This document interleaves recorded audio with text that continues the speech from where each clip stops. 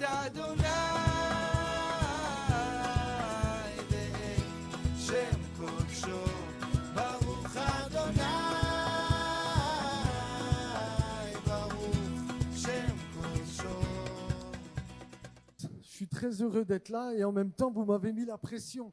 Tout le monde est là, tout le monde a une grande attente. Donc on va essayer de faire quelque chose par la grâce de Dieu qui vienne parler à nos cœurs. On va se lancer dans ce qu'on va appeler une introduction à la lecture hébraïque. Mais avant d'entrer dans l'étude du livre qui sera le livre de la Genèse, il va falloir que qu'on pose ensemble tout un cadre. Et il va y avoir 2, peut-être même 3 dimanches où on va poser un cadre.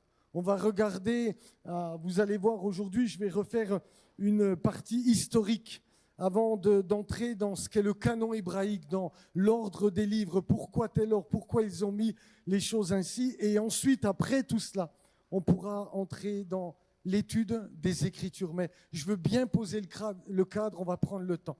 Et je voudrais corriger quelque chose ce matin, et la semaine dernière, et la semaine encore avant, on a partagé ce qu'on allait voir, et je vous ai parlé de la théologie du remplacement. C'est une théologie ou de la substitution qui est arrivée très tôt dans l'histoire de l'Église, où on a dit que Israël avait été rejeté par Dieu et que l'Église non juive, entre guillemets, l'avait remplacé. Et plusieurs sont venus me dire, mais tu vas nous parler du grand remplacement dont parle Éric Zemmour. Je leur dis pas du tout. Donc c'est pas de cela dont il va être question. Donc ça soit bien clair. On va rester biblique et on va rester dans les Écritures. D'accord ? Paul va dire ceci, qu'il est circoncis le 8e jour de la race d'Israël, qu'il est de la tribu de Benjamin, mais qu'il est hébreu, né d'hébreu.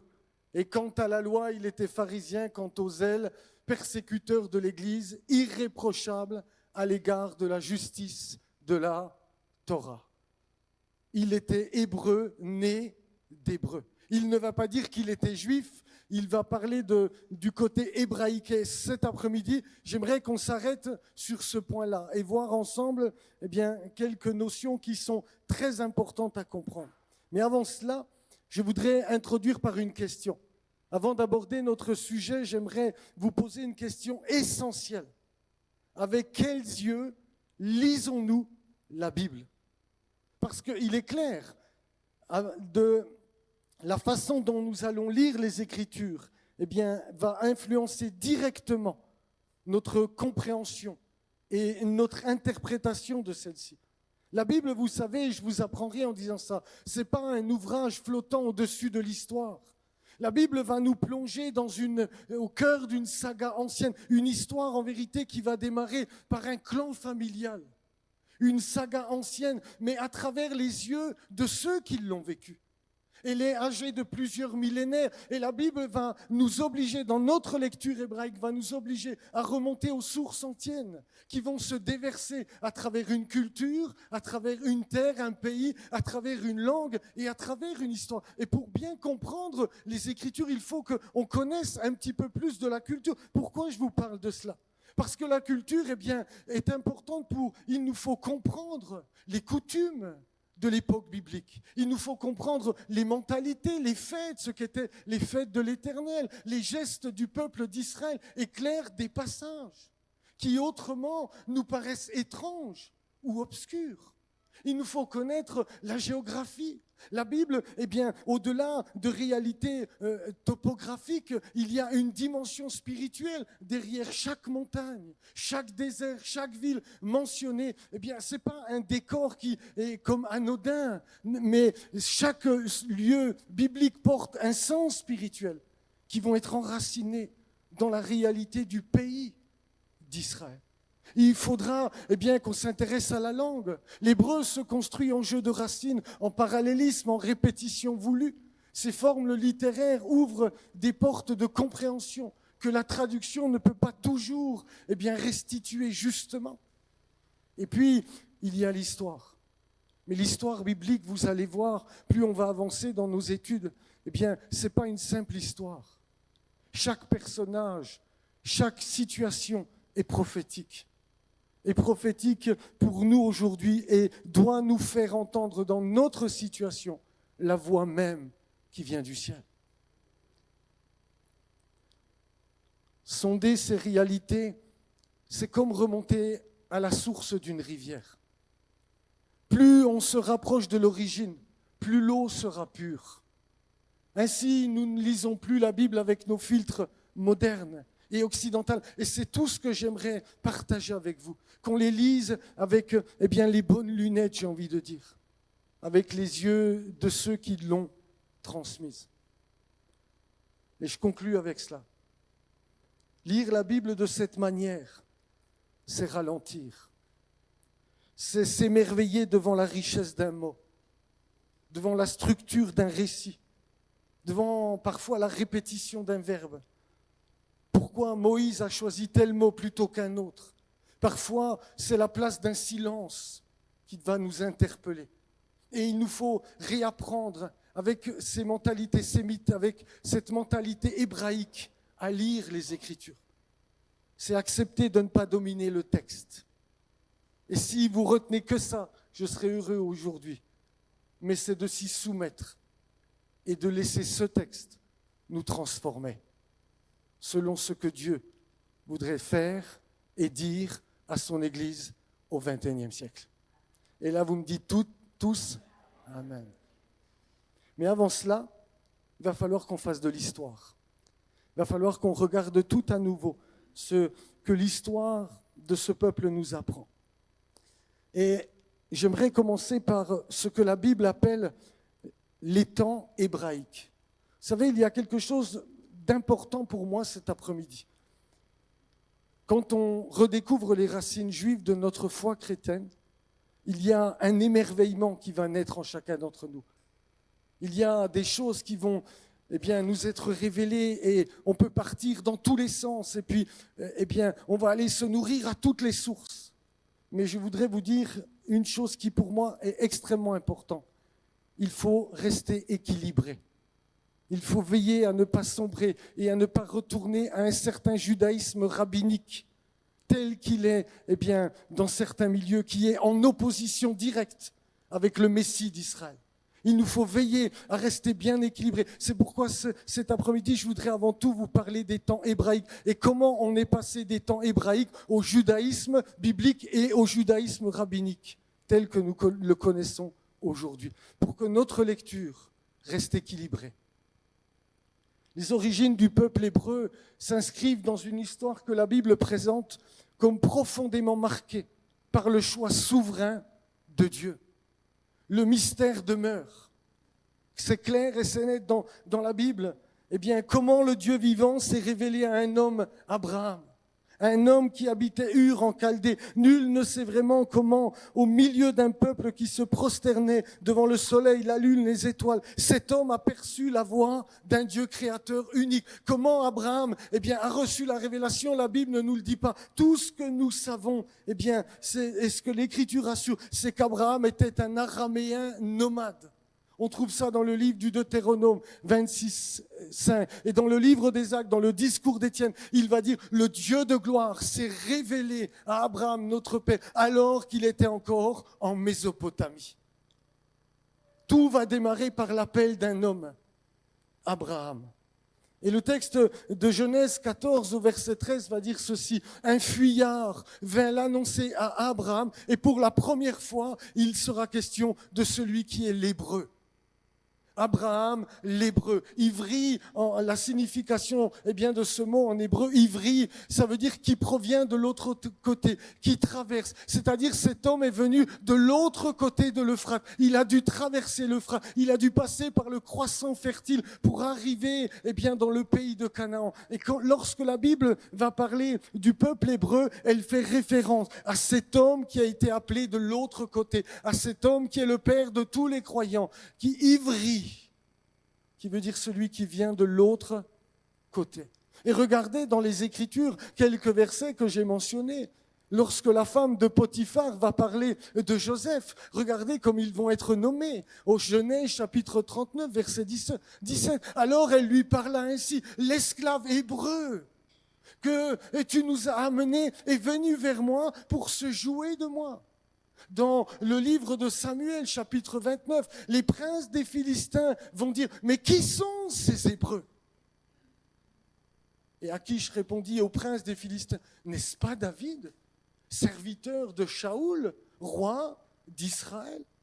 Jonas lui-même, quand il sera en discussion avec les marins dans le bateau, il leur répondit, je suis Hébreu et je crains l'Éternel, le Dieu des cieux qui a fait la mer et la terre. On parle d'abord du peuple hébreu et les Écritures parlent d'abord du peuple hébreu. En obéissance à l'appel de Dieu, Abraham se rend en Canaan. Il est porteur d'une bénédiction, vous connaissez tout ça, pour le monde entier. Dieu lui avait dit, toutes les familles de la terre seront bénies en toi. Et plus particulièrement en ta postérité. Ce divin dépôt passera essentiellement par le fils qui viendra de Sarah, Isaac, qui va le transmettre à Jacob. Ce dernier patriarche, lui, va engendrer une fille et 12 fils. Ce qui va constituer ce clan familial, qui va constituer le socle de ce peuple hébreu. Et j'insiste bien sur ça. Vous comprenez au fur et à mesure pourquoi j'insiste. Suite à la famine, le clan familial va devoir s'installer en Égypte et va se multiplier. 400 ans plus tard, Moïse est envoyé par Dieu pour libérer le peuple hébreu. Et regardez ce que vont dire, ce que le livre de l'Exode va stipuler. Le roi d'Égypte parla aussi aux sages-femmes des Hébreux, nommés l'une Shifra et l'autre Poua. Vous avez remarqué dans les quelques versets que nous avons lus, il est toujours question pour le moment des Hébreux, du peuple hébreu. On ne parle pas encore des Juifs, on ne parle pas du peuple juif. La Bible parle avant tout du peuple hébreu avec un projet divin. C'est que toutes les familles de la terre soient bénies à travers ce peuple-là, à travers l'appel d'un homme qui venait de l'autre côté du fleuve. Après la délivrance de l'Égypte, puis les conquêtes de Canaan sous Josué, après qu'il eut réalisé son unité politique et religieuse sous David et Salomon, le peuple hébreu semblait avoir accompli la promesse divine. Mais celle-ci, vous connaissez l'histoire, je ne vous apprends rien à cet instant, fut de courte durée. Après la mort du roi Salomon, ses successeurs vont se déchirer. Et le royaume, va se scinder en deux. Il y aura au nord, ce qu'on appelle le royaume d'Israël, les 10 tribus du nord. Et au sud, ce qu'on appelle le royaume de Juda, qui est constitué de 2 tribus. La tribu de Juda et la tribu de Benjamin. Vous avez remarqué tout à l'heure, dans le texte que j'ai lu en introduction, Paul dit « Je suis de Benjamin », mais il dit « Je suis hébreu ». Né d'hébreu. Il aurait pu dire je suis juif, mais il va dire je suis hébreu, né d'hébreu, parce qu'il revendique un certain héritage. Un schisme eut lieu entre les 10 tribus du Nord, vous voyez bien au fond l'écran,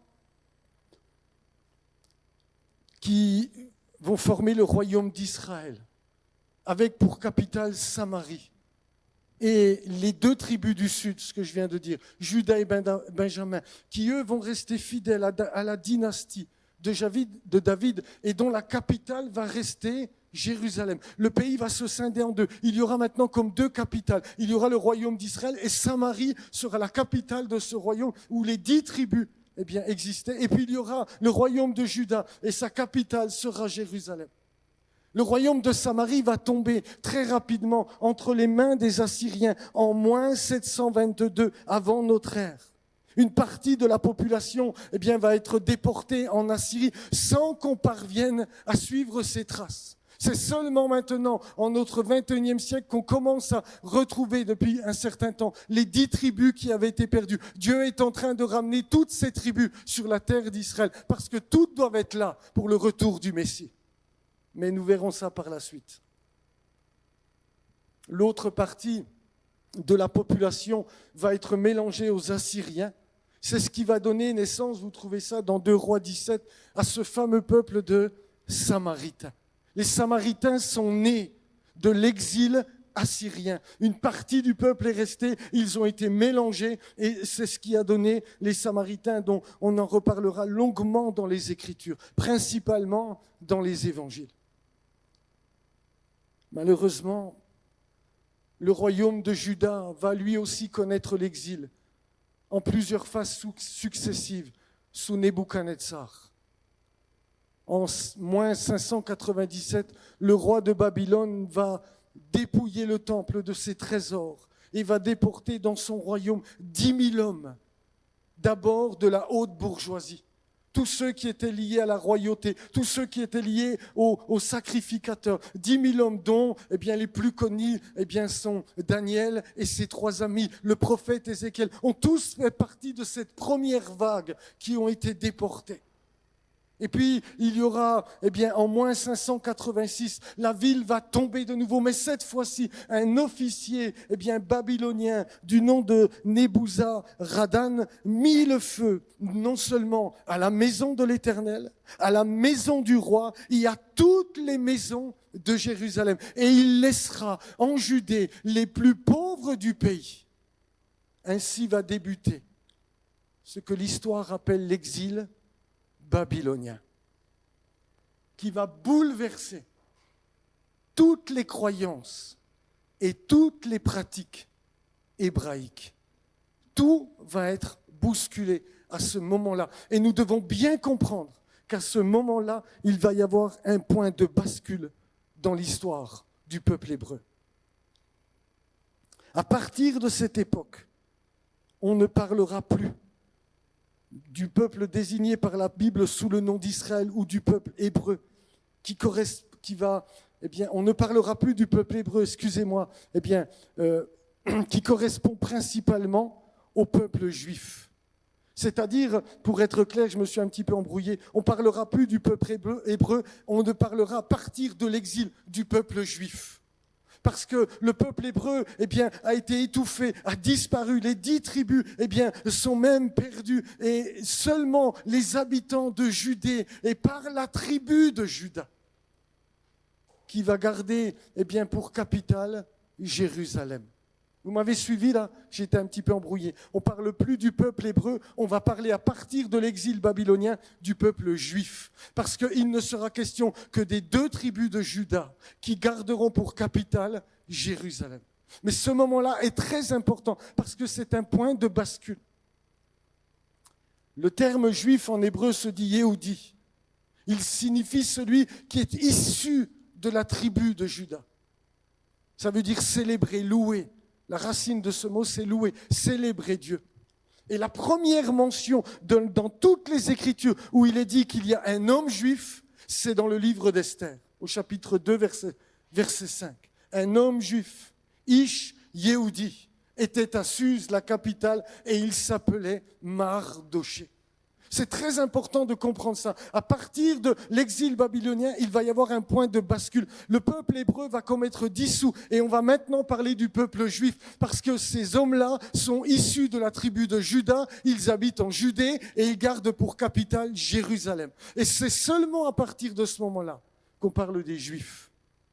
Vous comprenez ce que je suis en train de dire? C'est très important parce que le but dans lequel je voudrais qu'on entre, c'est de découvrir et de redécouvrir et de garder l'héritage hébraïque qui vient avant l'exil babylonien. Parce que c'est là que les derniers prophètes sont apparus. Ensuite, il y aura 400 ans de silence. 400 ans où la voix prophétique ne se fera pas entendre. On va voir ce qui s'est joué pendant cette période-là pour appréhender notre texte, pour bien comprendre.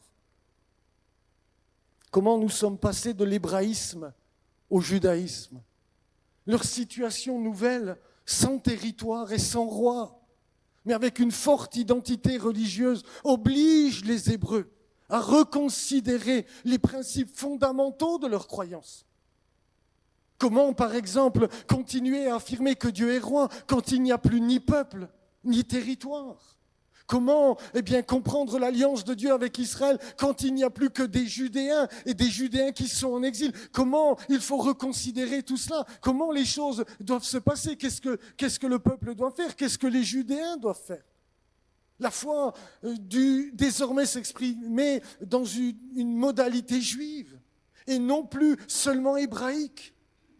Une identité façonnée par l'exil, indépendante du pouvoir politique et de la souveraineté territoriale. La terre d'Israël ne leur appartient plus, ils sont sous occupation. Comment les choses vont devoir se mettre en place? Comment on peut garder la parole du Seigneur? Comment on doit considérer l'alliance? Puisque toute une partie du peuple hébreu n'existe plus. Il ne reste plus que des Judéens, des Yéhoudis. On est passé de l'hébraïsme au judaïsme. Vous me suivez ou pas? Oui? C'est ainsi que s'opéra progressivement le passage de l'hébraïsme au judaïsme. Après les 70 ans d'exil à Babylone, un reste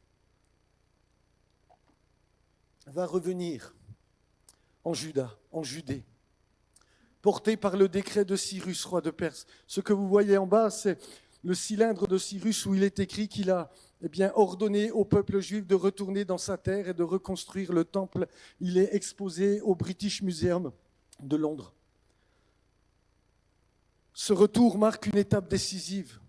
L'identité nationale et spirituelle du peuple est profondément fragilisée. La reconstruction du temple, la restauration du culte et des institutions deviennent alors des priorités vitales. C'est dans ce contexte que va apparaître, et il faut qu'on s'arrête là-dessus, la grande assemblée.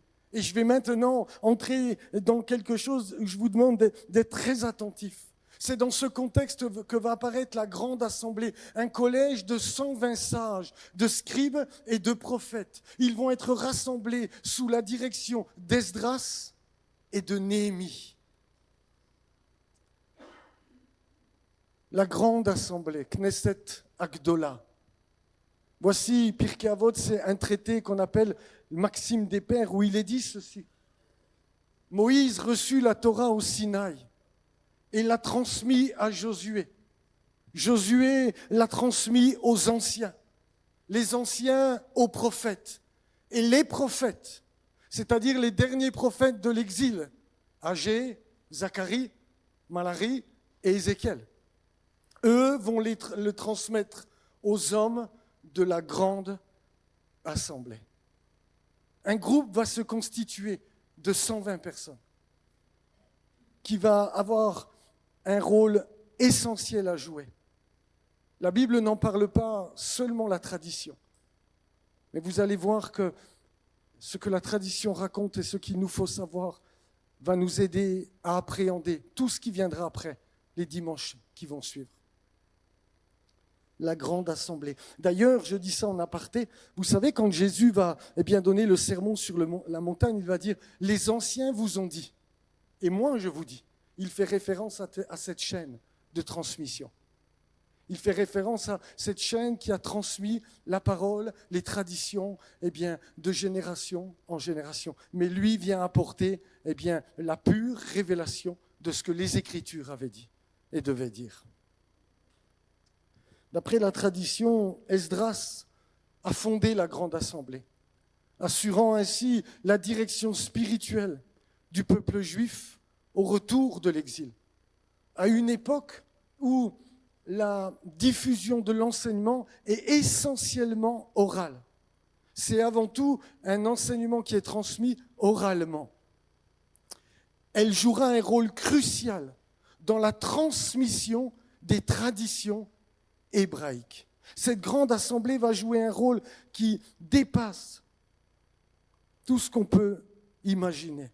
Se rendant compte des risques du déclin spirituel, cette assemblée va d'abord prendre une décision, c'est de porter le nombre des anciens d'Israël, qui était la cour suprême depuis l'époque de Moïse. Vous savez, eh bien, c'est Dieu qui va dire à Moïse, choisis 70 anciens. Et ces 70 anciens vont devenir la cour suprême. Ils vont régler les problèmes, ils vont juger les différends. Et quand c'était trop élevé, on en référait à Moïse. C'est Dieu qui va demander de prendre 70 anciens et de monter avec lui sur la montagne. Vous connaissez tous ces histoires dans la Bible, mais eux vont prendre une décision.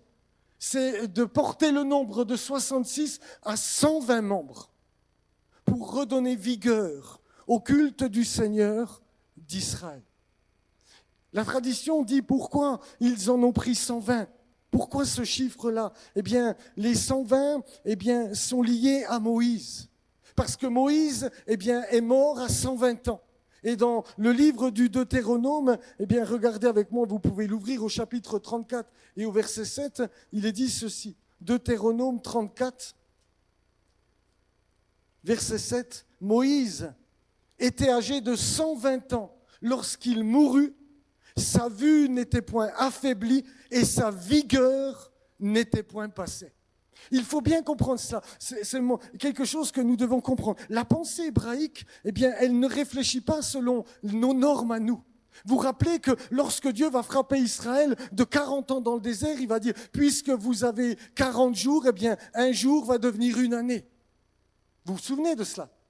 Vous connaissez l'histoire. Dieu va juger de cette manière-là. Parce qu'il y a une façon de raisonner qui n'est pas du tout occidentale. Et ces hommes-là vont porter le nombre de 70 à 120 parce que ce qu'ils veulent, c'est que leur vision spirituelle soit pure et qu'ils soient pleins de vigueur pour continuer de donner la vie, pour continuer de transmettre. Alors ils vont établir une grande assemblée qui va être de 120 hommes.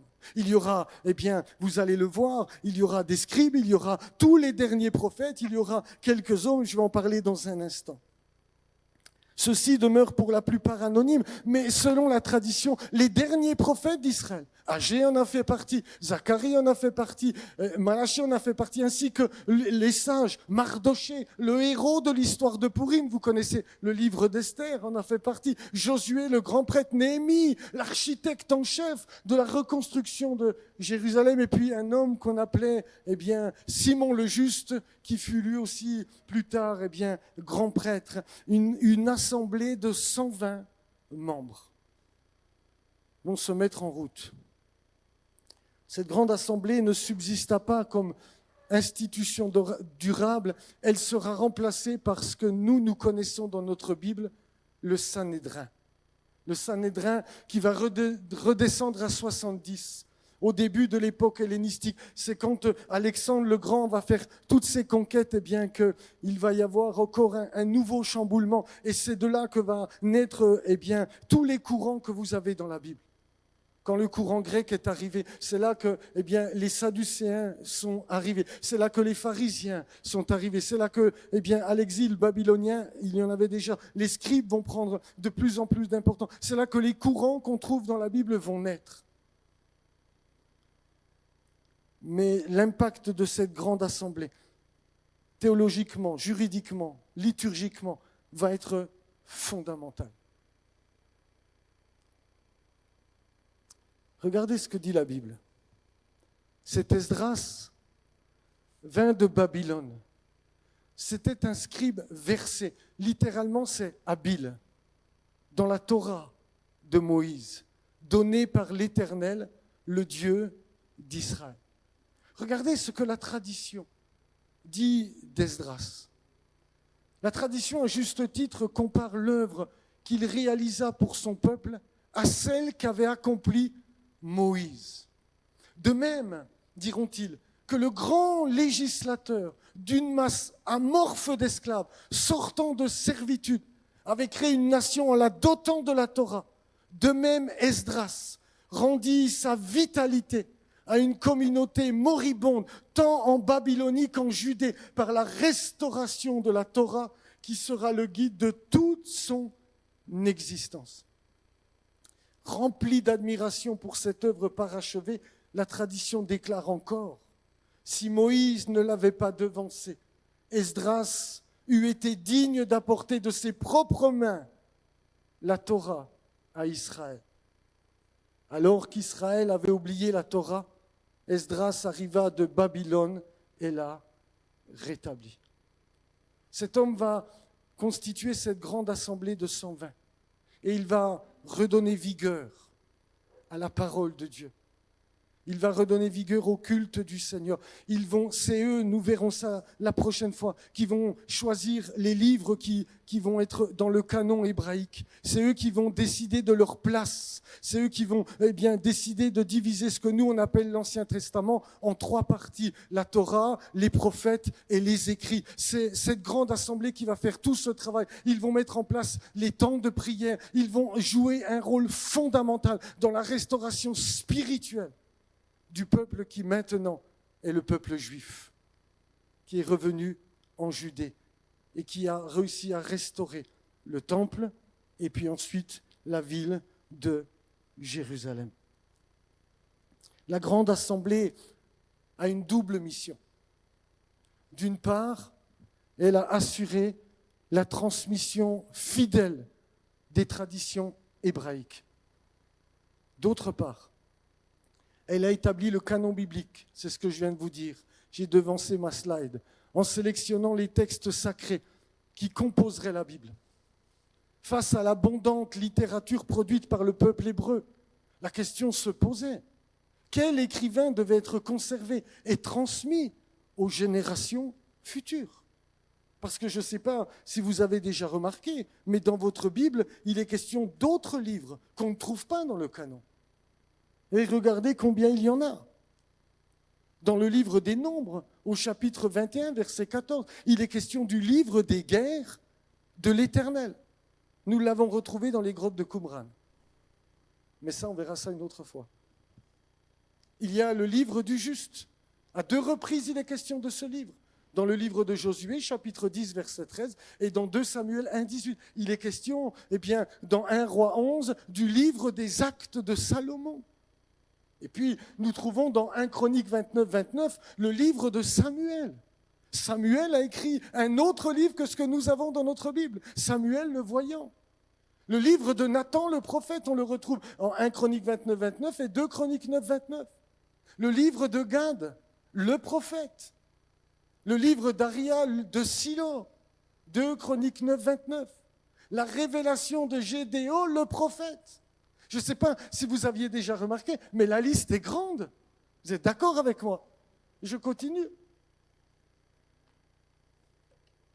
Le livre de Sémaéja, le prophète, 2 Chroniques 12, 15. Le livre d'Iddo, le prophète, à 2 reprises, 12, 15, 13, 22. Il y aura les mémoires de Jéhu, 2 Chroniques 20, 36. Il y aura le livre de Rosaï. Et puis, dans notre Nouveau Testament, Jude, verset 14, va nous parler, non pas du livre. Parfois, on fait l'erreur. Il va parler de la prophétie qui est contenue dans un livre. Il sera question de la prophétie d'Enoch.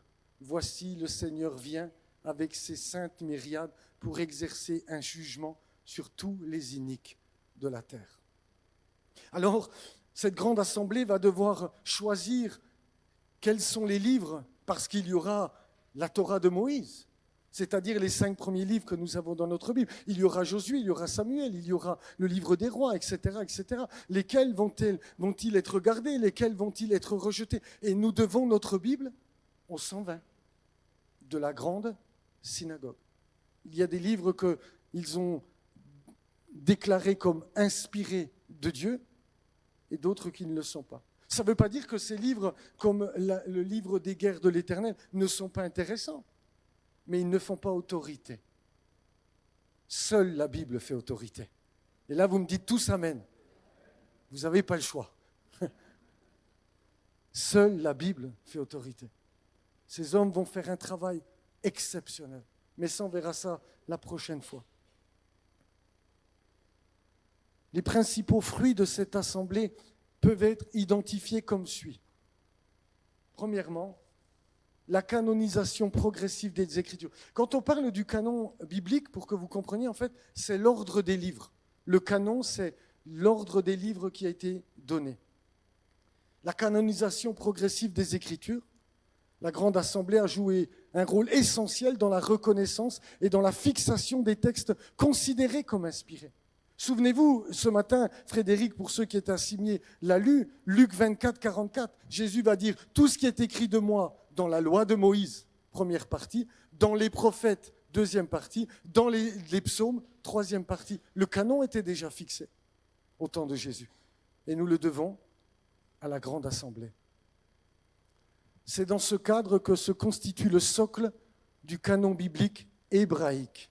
Et j'insiste là-dessus. Ils vont avoir un rôle dans la promotion de l'étude et de la lecture publique de la Torah.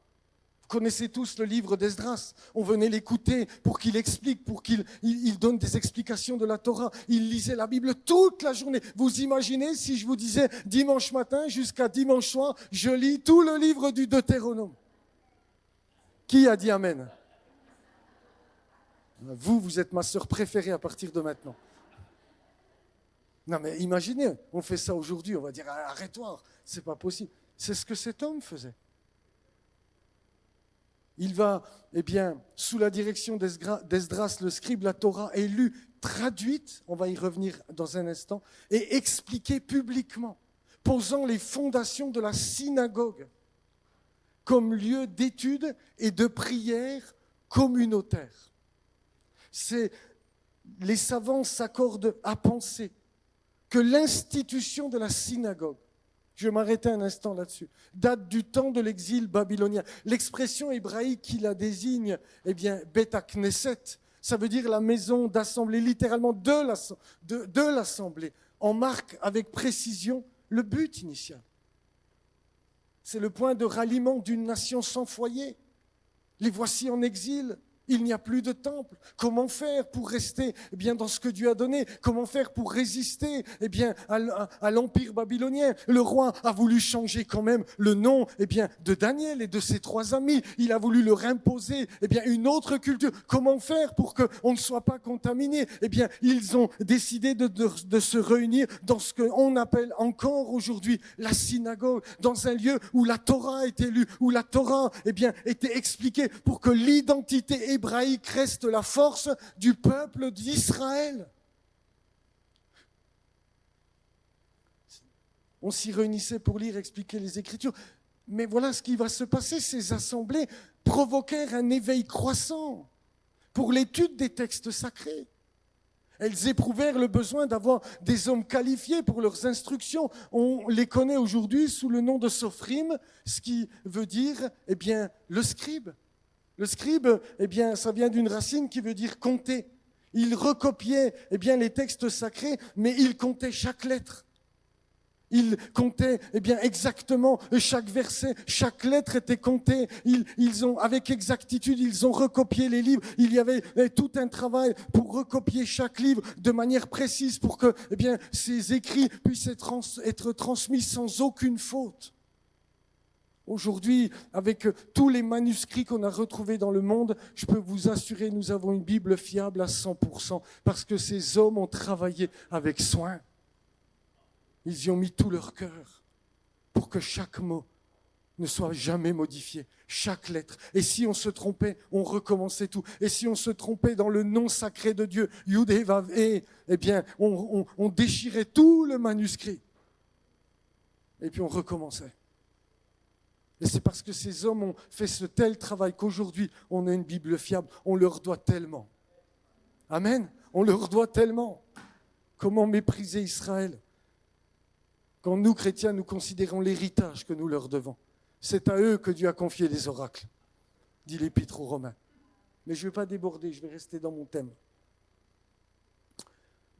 Regardez ce qu'il est dit dans Néhémie, chapitre 8, verset 13.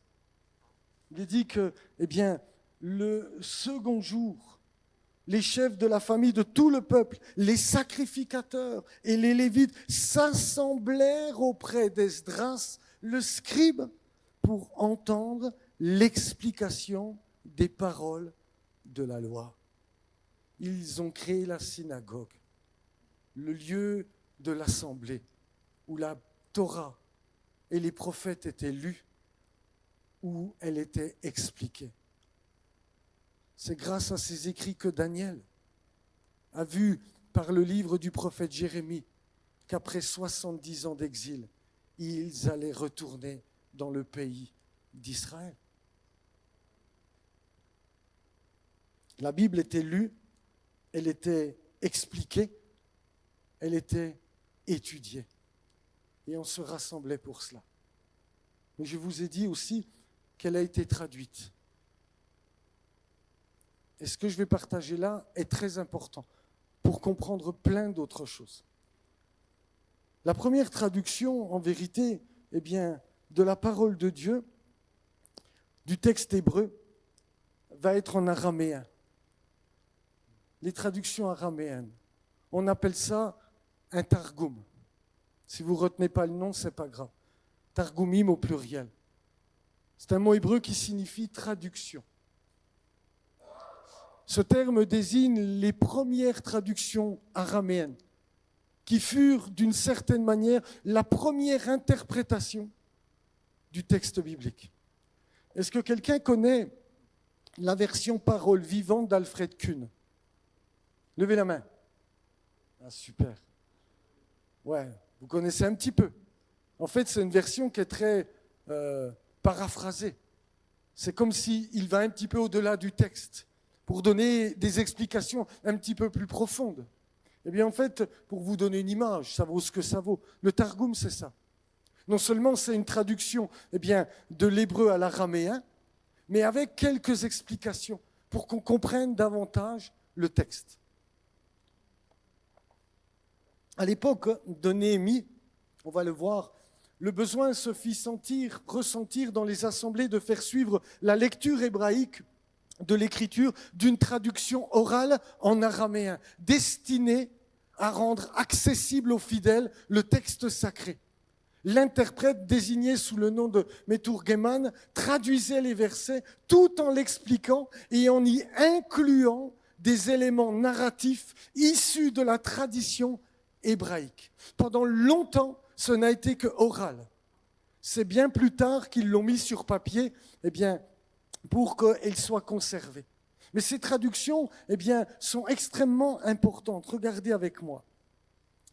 Néhémie 8.8 nous dit ceci. Il lisait, donc c'est Esdras qui lit le texte, il lisait distinctement dans le livre de la loi, je préfère dire le mot Torah, vous m'en voulez pas, parce que la loi c'est un petit peu péjoratif, négatif. La loi c'est quelque chose qu'on ne veut pas. La Torah ça veut dire un enseignement, une voie à suivre, la voie qui vient de Dieu. La Torah de Dieu. Et ils en donnaient le sens pour faire comprendre ce qu'ils avaient lu. En vérité, c'était que c'était traduit en araméen. Parce que le peuple qui était revenu de l'exil babylonien, pour la grande majorité, ne parlait plus hébreu. Donc il fallait qu'on leur traduise en araméen. Et il y a 3 versions. Le Targum Onkelos, c'est une traduction littérale de la Torah qui est habituellement attribuée à Onkelos. C'était un prosélyte, c'est-à-dire un grec qui s'était converti au judaïsme et il a mis cette version sur papier à Babylone. Il y aura aussi un autre Targum qu'on appelle le Targum de Jonathan, appelé Pseudo-Jonathan. Traduction de Jonathan ben Uziel, c'était l'un des plus grands maîtres, élève de Hillel l'Ancien. Hillel, c'est le père. Vous connaissez un certain, je perds son nom dans la Bible, dites-moi, Gamaliel. Hillel, c'était son père. Gamaliel, vous connaissez dans les Écritures. Donc Hillel, c'était son père. Donc un de ses élèves, a mis par écrit la traduction araméenne avec quelques explications. Nous allons voir pourquoi je parle de cela. Il y aura le Targum Yerushalmi qui vient de Jérusalem. C'est la 3e traduction en araméen du texte biblique. Celle-ci, on n'en possède que quelques fragments. Pourquoi je vous parle de ça? Parce que voilà ce que Paul va dire dans la 2e épître de Timothée, au chapitre 3 et au verset 8. Il va dire, de même que Janès et Jambres s'opposèrent à Moïse, de même ces hommes s'opposent à la vérité. Si vous lisez le livre de l'Exode, jamais ces deux noms sont mentionnés. On ne sait pas qui est Jeannès et Jambres. Comment se fait-il que Paul va citer ces deux noms alors que vous pouvez relire tout le livre? Regardez Exode 7, 11, il est dit que Pharaon appela aussi les sages et les enchanteurs et les magiciens d'Égypte firent la même chose par leur enchantement. Ils vont reproduire les 3 premiers miracles que Moïse va faire, mais leur nom n'est jamais mentionné. On ne sait pas pour nous en Occident, mais c'est qui Jeannès et Jambres? Eh bien en vérité, ces noms sont uniquement relatés dans le Targum. La tradition hébraïque transmise par le Targum, le Midrash et d'autres écrits ont conservé les noms des 2 magiciens, Yannès et Jambres. Le texte, je vais rester là-dessus. Le texte est très important. Il doit me manquer une slide, mais ce n'est pas grave. Parce que c'est le Targum qui va nous l'apprendre. C'est le Targum qui va dire que Pharaon va appeler les sages et les enchanteurs et il va appeler les magiciens d'Égypte. Et là, dans le Targum, il est dit Jeannès et Jambres, qui ces 2-là vont faire les mêmes miracles que Moïse a pu faire et Aaron. C'est là le Targum qui nous apprend ces choses-là. C'est extrêmement important de le savoir parce que dans cette connaissance, cette compréhension que nous aurons, il y a plein de choses qui vont s'éclairer dans notre Bible. Il y a plein de choses qu'on va découvrir. Lorsque Jean va faire son prologue dans l'évangile de Jean, au commencement était la parole. Et la parole était avec Dieu et la parole était Dieu. Et sans elle, rien n'est venu à l'existence, dit Jean. Vous connaissez cela? Nous, dans le livre de la Genèse, nous avons au commencement, Dieu créa les cieux et la terre. Mais regardez ce que dit le Targum. Dès le commencement, la parole du Seigneur, avec sagesse, créa et acheva les cieux et la terre. La terre était déserte et chaotique, privée d'hommes et de bêtes, vide de toute culture, de plantes et d'arbres. L'obscurité s'étendait sur la surface de l'abîme et un esprit d'amour de devant le Seigneur soufflait sur la face des eaux. La parole du Seigneur Dieu dit qu'il y ait de la lumière et il y eut de la lumière selon la décision de sa parole. Et en vérité, quand nous lisons le prologue de Jean, nous référons au logos qui est de source grecque. Mais Jean ne pense pas du tout de cette manière-là. Quand il va dire au commencement était la parole, il fait référence à cette traduction araméenne. Tout juif qui va lire ces choses comprend de quoi il est question. Et Jean est en train de dire cette parole qui est au commencement de tout, c'est celui qui est descendu dans le monde, c'est celui qui est venu nous visiter. C'est de lui dont il était question dans ces Targum. Vous suivez mon raisonnement ou pas? C'est extrêmement important. Il y a tellement de passages. J'ai pas eu le temps cet après-midi. On fera peut-être au fur et à mesure. Vous allez être surpris.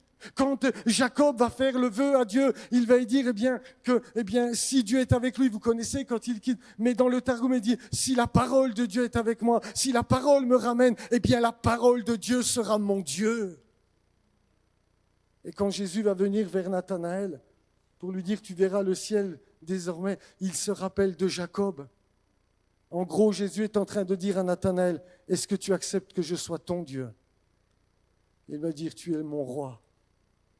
Tu es mon roi. Tout cela, nous le devons au Targum. J'espère que vous me suivez un peu. Vous me suivez ou pas? C'est très important.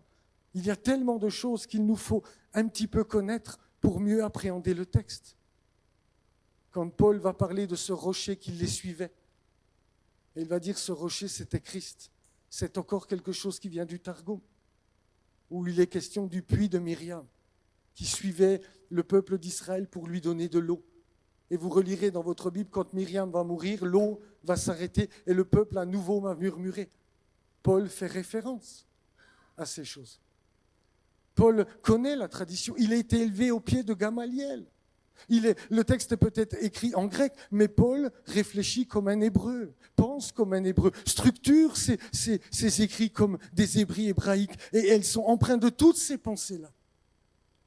C'est pourquoi je veux m'évertuer avec vous à comprendre la pensée hébraïque, pour entrer beaucoup plus profondément dans ce que ces textes veulent dire, dans ce qu'ils signifient. Ces hommes-là vont mettre en place des pratiques liturgiques et éthiques. La grande assemblée a codifié certaines prières fondamentales et encouragé une vie de piété fondée sur la prière, la justice, la miséricorde et l'étude. C'est eux qui vont instaurer les 3 temps de prière, le matin, le midi et le soir. Daniel, dans l'exil, priait de cette manière-là. Vous connaissez cette histoire. Il priait 3 fois le jour. Et il est dit que Pierre et Jean montaient à la 6e heure au temple. À la 3e heure, ils avaient un temps de prière. À la 9e heure, c'est là qu'est survenu Pentecôte parce qu'ils étaient en prière. C'est ces 3 temps-là. C'est la grande assemblée qui a mis en place toutes ces choses. Et puis, bien sûr, il y aura la transmission d'un héritage éthique et pédagogique. Selon la tradition, ce que j'ai lu tout à l'heure, Pirkei Avot, la grande assemblée a légué 3 instructions majeures. Soyez circonspects dans le jugement, c'est-à-dire faites attention quand vous jugez une situation. Formez de nombreux disciples et faites une clôture autour de la Torah. C'est-à-dire élargissez le commandement pour être sûr qu'ils ne puissent pas le transgresser. Mais cette clôture va devenir tellement importante qu'elle va devenir une pierre d'achoppement. Et nous verrons que toutes les confrontations que Jésus a eues avec les pharisiens, c'est à cause de cela. Les pharisiens avaient mis la Torah orale et la clôture au même niveau que la Torah écrite. Et c'est uniquement sur cette base que Jésus va ne pas être d'accord avec eux. Pas sur les Écritures, sur la tradition des pères. Cette formule marque un tournant. On ne se contente plus de lire la Torah. On la protège, on l'enseigne et on l'interprète. Et tout cela, nous le devons à ces 120 hommes. Sous la conduite d'Esdras, les 120 membres de la grande assemblée ont su transformer l'exil et la ruine en un temps de reconstruction spirituelle. Plutôt que de céder au désespoir, ils ont enraciné le peuple dans l'étude, la prière et la fidélité à la Torah. C'est dans ce contexte qu'ils ont rassemblé, ordonné et transmis les Écritures. De cette œuvre déterminante est né ce que nous appelons l'Ancien Testament, ce qu'ils appellent le Tanakh, une œuvre dont nous sommes encore aujourd'hui les héritiers. 120 hommes.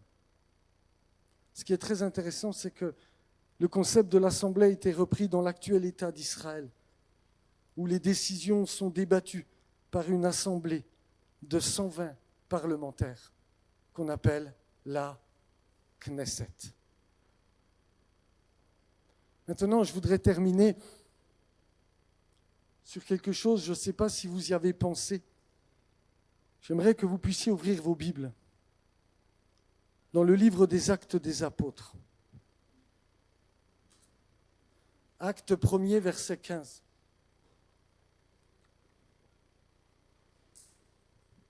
J'aurais pu l'écrire, mais je ne l'ai pas fait. Est-ce que vous me suivez toujours? Ça va ou pas? Oui? Acte 1er, verset 15. Luc va écrire ceci. En ces jours-là, Pierre se leva au milieu des frères. Le nombre des personnes réunies était d'environ 120. Vous ne trouvez pas ça intéressant? Est-ce que Luc a-t-il besoin de nous faire savoir combien ils étaient? Pourquoi Luc dit cela, à votre avis? Après tout ce que je viens de dire, vous devriez avoir une petite idée quand même. Jésus venait d'avoir un débat avec les Sadducéens, les scribes, les pharisiens. Et Jésus va dire à ces hommes qui avaient la charge de transmettre et d'expliquer les Écritures le plus justement possible. Les scribes, et les Sadducéens et les pharisiens avaient cette responsabilité devant le peuple. Souvenez-vous que le Sanhédrin, c'est la continuité de la grande assemblée. Jésus va avoir une confrontation avec eux et en Matthieu chapitre 21, 43, ne le cherchez pas, Jésus va leur dire, c'est pourquoi je vous le dis, le royaume de Dieu vous sera enlevé et sera donné à une nation. Mais en ethnos, en grec, ça peut dire aussi, ethnie et peuple. Il sera donné à un peuple qui en rendra les fruits. Jésus, avant d'être crucifié, va dire à ceux qui avaient cette charge-là, ça va vous être enlevé. Et je vais le donner à un peuple qui, lui, va porter du fruit. Et c'est très intéressant de voir que lorsque le livre des Actes, et vous allez voir, Luc est spécialiste de la tradition. Luc connaît parfaitement toutes les traditions hébraïques. Il va dire, ce qui s'est passé, c'est qu'ils étaient environ 120. Il est en train de nous dire, c'est comme si une nouvelle grande assemblée était née. Mais cette fois-ci, elle était porteur du message du Messie. Cette fois-ci, elle devait faire connaître à tous son enseignement. Elle devait répandre son enseignement jusqu'aux extrémités de la terre. Il va dire, c'est la nouvelle grande assemblée que Jésus s'est choisie. Il ne cite pas les 120 pour faire bien. Il a derrière sa pensée cette histoire juive, cette histoire hébraïque de transmission fidèle, d'hommes qui sont prêts à se sacrifier, d'hommes qui vont faire tous les efforts pour que la parole de Dieu soit transmise jusqu'aux extrémités de la terre. Et c'est ces hommes-là qui ont été baptisés le jour de la Pentecôte du Saint-Esprit avec cette capacité de mourir pour le nom et l'évangile de Jésus de Nazareth. Et à partir de là, regardez avec moi, le livre des Actes, il va y avoir une rengaine à laquelle on ne prête pas toujours attention. Dans le chapitre 5 et le verset 28, ils vont reprocher aux apôtres, cette chose-là, la fin du verset 28, et voici, vont-ils dire, vous avez rempli Jérusalem de votre enseignement. Vous avez rempli Jérusalem de votre enseignement. Ensuite, au chapitre 6 et au verset 16, il y aura cette rengaine qui va, moi je ne sais pas s'il faut dire une rengaine, mais ce verset qui va revenir dans les Actes, la parole de Dieu se répandait de plus en plus et le nombre des disciples augmentait beaucoup à Jérusalem et une grande foule de sacrificateurs obéissait à la foi. Soyez sobres dans vos jugements, faites des disciples et transmettez fidèlement les saintes écritures. Telle était la mission de la grande assemblée. Et le texte nous dit, la parole de Dieu se répandait de plus en plus et le nombre des disciples augmentait de jour en jour. Acte 12, verset 24. Je lis juste quelques versets, vous ferez le reste à la maison. Acte 12, verset 24. Il va dire, cependant, la parole de Dieu se répandait de plus en plus et le nombre des disciples augmentait. Chapitre 13, verset 49. Chapitre 13, verset 49. La parole du Seigneur se répandait dans tout le pays. Chapitre 19. Chapitre 19. Regardez avec moi. Chapitre 19. Et nous allons lire le verset 20. C'est ainsi que la parole du Seigneur croissait en puissance et en force. Mais tout commence avec 120 hommes dans le livre des Actes des Apôtres. Parce que Luc veut marquer véritablement avec cet esprit et cette pensée hébraïque, de la même manière que la grande assemblée d'Esdras ont apporté un renouveau et le message de Dieu avec fidélité. Ces 120 vont apporter le message avec fidélité, mais cette fois-ci, c'est le message du Messie, de celui qui baptise du Saint-Esprit, de celui qui donne la capacité de répandre la parole de Dieu à toutes les nations. Lorsque Luc va mentionner ces 120, il ne le fait pas par hasard, il ne le fait pas parce que ça va faire bien, il a une pensée, il veut leur rappeler leur histoire pour qu'en temps de crise, ils soient fidèles, même jusqu'à la mort. Et ma prière, c'est que Nice-Cimier et les églises de Nice soient fidèles jusqu'à ce que le Messie revienne. soit fidèle dans la parole, qu'on soit à l'exemple de ces hommes, de ces Esdras, de ces Néhémie, de ces Agé, de ces Zacharie, de tous les apôtres du Messie, qu'on soit semblable à eux, avec le même état d'esprit. Après, et je m'arrête là-dessus, je vous promets, Luc va mentionner un autre chiffre dans son livre, au chapitre suivant. Regardez avec moi. C'est pour vous aider à comprendre avec une pensée hébraïque comment on peut lire les Écritures et surtout les Écritures de ce que nous appelons le Nouveau Testament. Voilà que Pentecôte a eu lieu au chapitre 2 et au verset 41.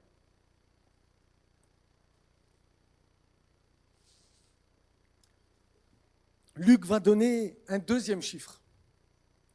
Il a donné les 120. Ensuite, il va parler des 12. Ils étaient 11, mais il va falloir remplacer Judas, qui représente les 12 tribus d'Israël. Vous connaissez tous ces choses. Regardez ce qu'il va dire au chapitre 2, verset 41. Ceux qui acceptèrent sa parole, la parole est la prédication de Pierre, furent baptisés. Et en ce jour-là, le nombre des disciples s'augmenta d'environ 3000 âmes. C'est surprenant. Combien on a dit sur ce verset? Nous, les prédicateurs, Laurent, on a toujours entendu « Ouais, Pierre, il prêche une fois, il y en a 3000. Moi, il me faut 3000 prédications pour amener une âme à l'évangile. » Mais ce n'est pas ce que Luc est en train de faire. Il pense comme un Hébreu. Il écrit comme un Hébreu. Et quand il donne ce chiffre, il y a quelque chose en tête. Regardez avec moi. Ésaïe, chapitre 32, verset 28. Exode. J'ai dit quoi? Exode. Exode 32, verset 28.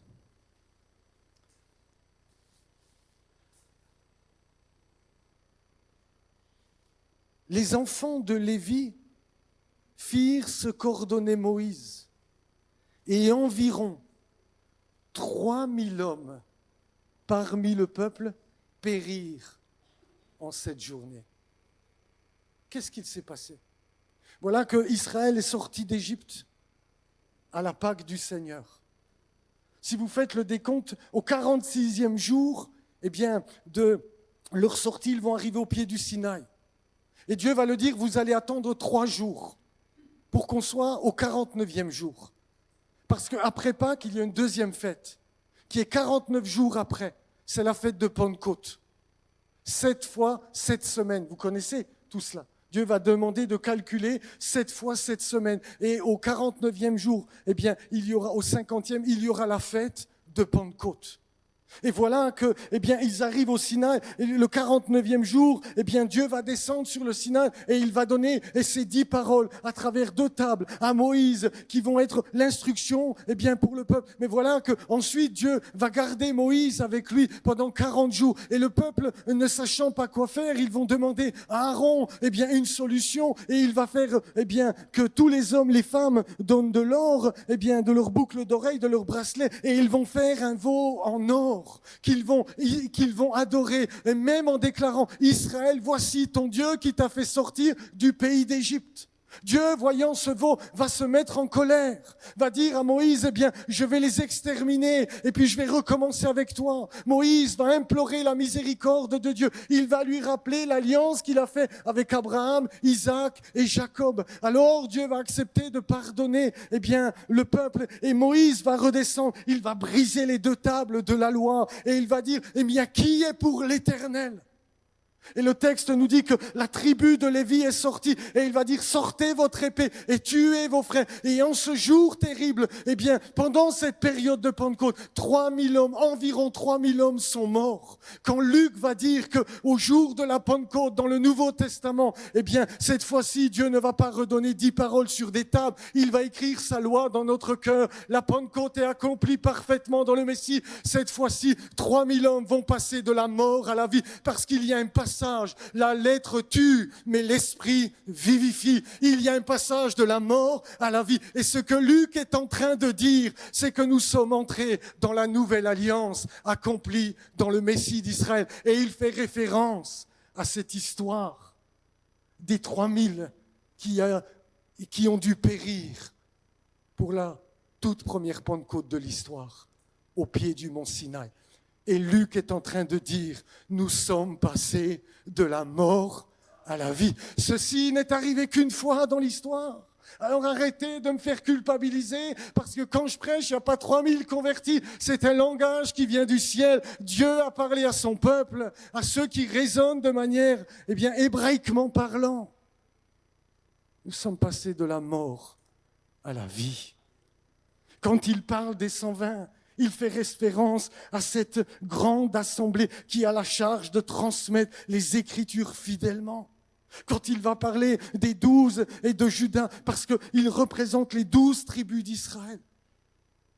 Quand il parlera des 3000, il va parler et faire référence à ces 3000 qui sont morts lors de la toute première Pentecôte de l'histoire, 50 jours après la sortie d'Égypte. Rien n'est par hasard, aucun chiffre. J'aurais pu vous parler des paniers, j'aurais pu vous parler des envoyés, mais nous le verrons une prochaine fois. Jésus va envoyer 12 apôtres pour prêcher l'évangile dans un premier temps, les 12 tribus d'Israël, et ensuite 70 qui représentent, c'est le chiffre des nations, parce que Dieu va aussi sauver les nations. Il n'y a pas un chiffre qui n'est pas pour nous un enseignement. Il n'y a rien qui soit le fruit du hasard. La parole de Dieu tout entière est pour nous source de richesse. Il nous faut creuser, revenir à la source pour puiser toute sa richesse et recevoir ce que Dieu voudrait nous dire et ce qu'il a toujours voulu dire à son peuple. Que la grâce et la paix du Seigneur soient sur chacun d'entre vous. Amen. Prions ensemble. Seigneur, nous voulons te rendre grâce. Je te remercie, Seigneur, parce que tu peux nous aider, Seigneur, à sonder davantage ta parole. Tu peux nous aider, Seigneur, à creuser la parole avec ton esprit. C'est notre prière. Cet après-midi, Seigneur, avec mes frères, mes sœurs, je te prie pour que tu nous aides à bien comprendre ta parole. Je te prie pour que tu nous aides à plonger nos regards dans celle-ci. Seigneur, je te prie que nous soyons semblables à cette assemblée, sous la conduite d'Esdras. Nous voulons être fidèles dans ce temps d'apostasie, dans ce temps de ruine. Nous continuerons de transmettre à nos fils, à nos filles, la parole de Dieu avec exactitude. Nous continuerons à sonder tes Écritures, à la lire et à l'expliquer par l'assistance de ton esprit. Je te prie de nous aider, Seigneur, à continuer ces temps d'études pour comprendre ce que tu veux dire aujourd'hui à ton peuple. Fais de nous une église prophétique dans les temps dans lesquels nous sommes. Pas à la manière des faux prophètes et des faux docteurs, mais selon ton bon esprit et selon la parole que tu nous as donnée. Amen. Amen. La prochaine fois, nous regarderons le canon hébraïque. Pourquoi ils ont choisi tel livre, pourquoi ils l'ont mis dans tel ordre. Puis quand on aura fait ça, on aura déjà fait un bon travail. Que Dieu vous bénisse.